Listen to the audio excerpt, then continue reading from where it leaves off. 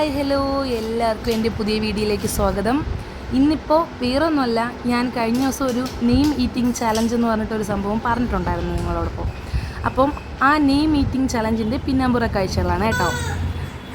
നെയിമെല്ലാം എനിക്ക് എൻ്റെ മോളാണ് എഴുതി തന്നത്. അപ്പോൾ അവൾക്ക് അതൊക്കെ കൗണ്ട് ചെയ്ത് കറക്റ്റായിട്ട് അവളുടെ അച്ഛൻ എഴുതി കൊടുത്തു. അപ്പോൾ ഏട്ടനാണ് നെയിമെല്ലാം സെലക്ട് ചെയ്ത് നമുക്ക് കൗണ്ട് ചെയ്യാനും ബൗളിലിടാനും ഒക്കെ എഴുതി സെറ്റാക്കി തന്നത്.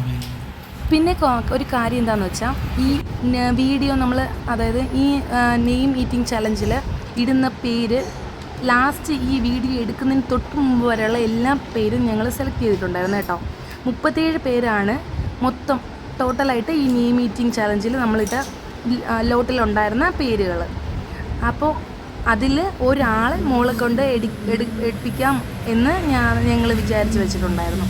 അപ്പോൾ ഇത് ഇപ്പോൾ എങ്ങനെയാണ് എടുത്തതെന്നും ഒക്കെ നിങ്ങൾക്കൊരു ഡൗട്ട് ഉണ്ടാവുമെന്ന് എനിക്ക് ഉറപ്പായിട്ടും അറിയാം. അതുകൊണ്ടാണ് ഇങ്ങനൊരു വീഡിയോ ഞാൻ പിന്നാമ്പുറ കാഴ്ചകളെന്ന് പറഞ്ഞിട്ട് എടുക്കാമെന്ന് വെച്ചിരുന്നത്. അപ്പം മോളാണ് ആ പേര് ഫസ്റ്റത്തെ എൻ്റെ നെയിം ഈറ്റിംഗ് 100 ചലഞ്ച് എന്നുള്ള ഒരു വീഡിയോയിൽ എൻ്റെ മോളാണ് ഫസ്റ്റത്തെ പേര് സെലക്ട് ചെയ്തത്. അപ്പം ഞങ്ങൾക്ക് കിട്ടിയ പേര് ഏതാണെന്ന് വെച്ചാൽ ജിച്ചു എന്നുള്ള പേരാണ് ഞങ്ങൾ സെലക്ട് ചെയ്തത്. ലാസ്റ്റത്തെ പേരായിരുന്നു ജിച്ചു. 37ാമത്തെ നമ്പറായിരുന്നു ജിച്ചു. മൊത്തത്തിൽ നമ്മൾ 37 പേര് ഇട്ടിട്ടുണ്ടായിരുന്നുള്ളൂ. ആ 37ാമത്തെ പേരായിരുന്നു ഞങ്ങൾക്ക് കിട്ടിയതും. അപ്പോൾ ഞങ്ങൾ കരുതി ആ നെയിം ഈറ്റിംഗ് ചലഞ്ചിൽ വരുന്ന അക്ഷരങ്ങളൊക്കെ ഉള്ള സാധനങ്ങളൊന്ന് കണ്ടുപിടിച്ചാലോ എന്ന് കരുതി. കാരണം വീട്ടിലുള്ള സാധനങ്ങളൊക്കെ എല്ലാം നല്ല കഴി വെച്ചിട്ടൊക്കെ ഇഞ്ചിയൊക്കെയാണ് മനസ്സിൽ വന്നത്. എൻ്റെ ഭഗവാനെ, വെച്ച ഉള്ളിയും എനിക്ക് വയ്യായി. ഞാനെല്ലാം കൂടെ കഴിച്ച് വയറിളക്കം പിടിച്ച് കിടപ്പാവും.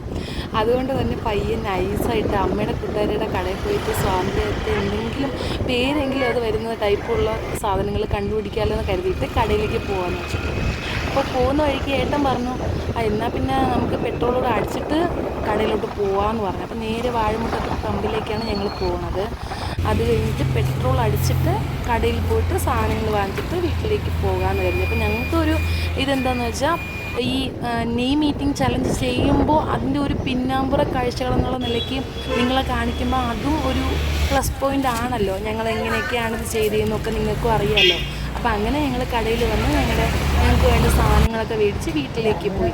അപ്പോൾ ടാറ്റ ബൈ ബൈ. ഇതാണ് എൻ്റെ നെയിം ഈറ്റിംഗ് ചലഞ്ച് വീഡിയോയുടെ പിന്നാമ്പുറ കാഴ്ചകൾ. നിങ്ങൾക്ക് ഇഷ്ടമായെങ്കിൽ ഉറപ്പായിട്ടും സബ്സ്ക്രൈബ് ചെയ്യുക, സപ്പോർട്ട് ചെയ്യുക.